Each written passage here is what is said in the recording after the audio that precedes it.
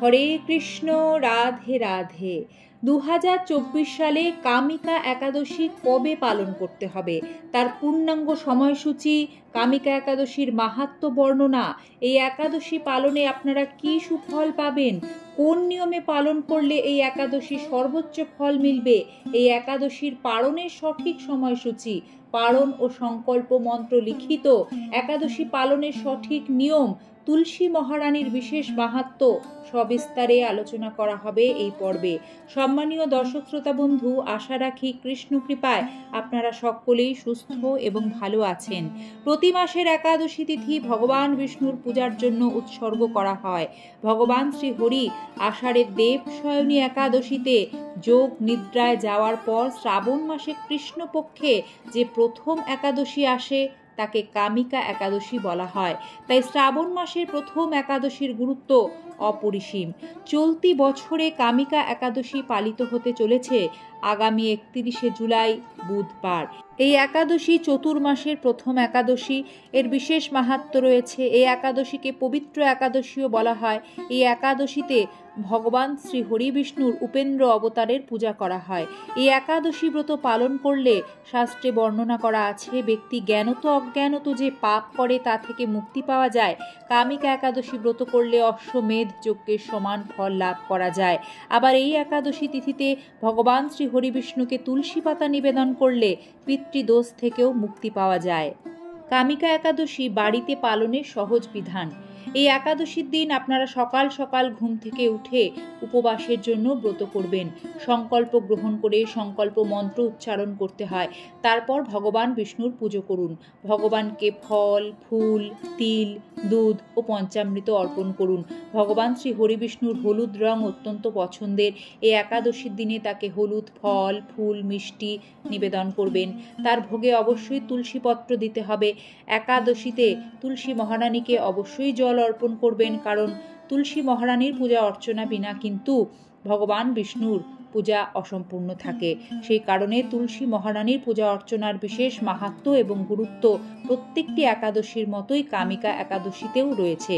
একাদশীতে উপবাসের দিন ভগবান বিষ্ণুর নাম পাঠ করে প্রার্থনা করুন।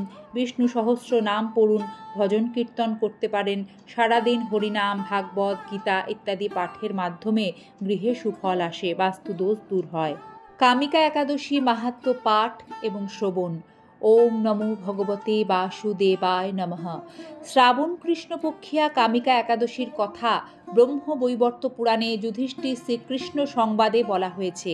যুধিষ্ঠির মহারাজ শ্রীকৃষ্ণকে বললেন, হে গোবিন্দ, হে বাসুদেব, শ্রাবণ মাসে কৃষ্ণপক্ষের একাদশীর নাম এবং মাহাত্ম্য সবিস্তারে আমার কাছে বর্ণনা করুন। তা শুনতে আমি অত্যন্ত কৌতূহলী। প্রত্যুত্তরে ভক্তবৎসল ভগবান শ্রীকৃষ্ণ বললেন, হে রাজন, পূর্বে দেবর্ষি নারদ প্রজাপতি ব্রহ্মাকে এই প্রশ্ন করলে তিনি যে উত্তর প্রদান করেছিলেন, আমি এখন সেই কথাই বলছি। আপনি মনোযোগ সহকারে তা শ্রবণ করুন। এক সময় ব্রহ্মার কাছে ভক্তশ্রেষ্ঠ নারদ জিজ্ঞাসা করলেন, হে ভগবান, শ্রাবণ মাসে কৃষ্ণপক্ষে একাদশীর নাম কি? এর আরাধ্য দেবতাকে?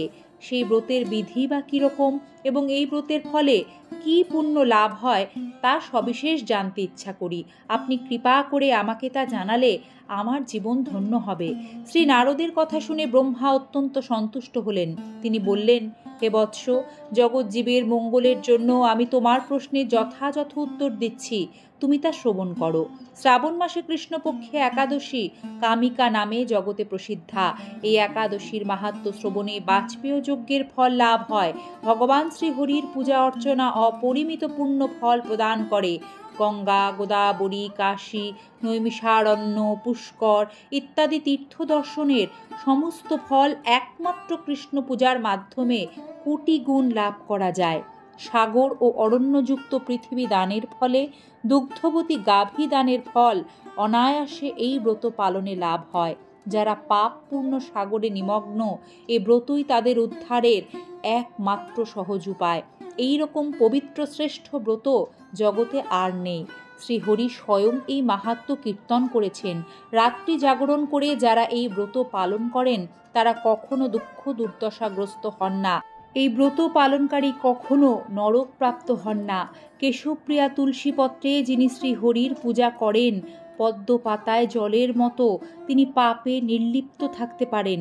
তুলসীপত্র দিয়ে বিষ্ণু পূজায় ভগবান যেমন সন্তুষ্ট হন, মণিমুক্তাদি মূল্যবান রত্ন মাধ্যমেও তিনি তেমন প্রীত হন না। যিনি কেশবকে তুলসী মঞ্জরি দিয়ে পূজা করেন তার জন্মর্জিত সমস্ত পাপ ক্ষয় হয়ে যায়। এ প্রসঙ্গে ব্রহ্মা বললেন, হে নারদ, যিনি তুলসীকে প্রত্যহ দর্শন করেন তার সকল পাপ রাশি বিদূরিত হয়ে যায়। যিনি তাকে স্পর্শ করেন তার পাপ মলিন দেহ পবিত্র হয়। তাকে প্রণাম করলে সমস্ত রোগ দূর হয়। তাকে জল সিঞ্চন করলে যমও তার কাছে আসতে ভয় পান। শ্রী হরিচরণে তুলসী অর্পিত হলে ভগবত ভক্তি লাভ হয়। তাই হে কৃষ্ণ ভক্তি প্রদায়িনী, তোমায় প্রণাম করি। যে ব্যক্তি হরিবাসরে ভগবানের সামনে দীপ দান করেন, চিত্রগুপ্ত তার পুণ্যের সংখ্যা হিসাব করতে পারে না।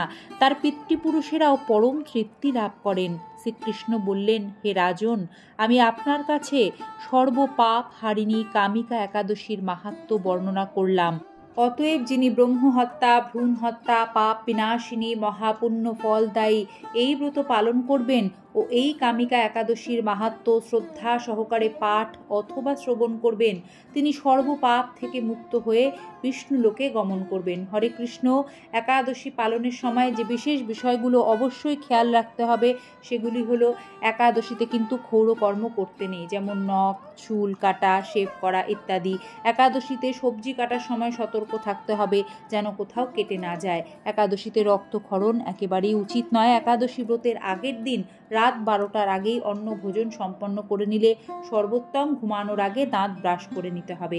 যারা একাদশীতে একাদশীর প্রসাদ রান্না করেন তাদের 5 ফোড়ন ব্যবহারে সতর্ক থাকা উচিত, কারণ 5 ফোড়নে সরষার তেল ও তিল থাকতে পারে, যা একাদশীতে বর্জনীয়। একাদশীতে পঞ্চ রবিশস্য বর্জনীয়, ফলাহার উত্তম। একাদশীতে শরীরে প্রসাধনী ব্যবহার নিষিদ্ধ। একাদশীতে কিন্তু সুগন্ধি সাবান, শ্যাম্পু ইত্যাদি বিষয়ও বর্জনীয়।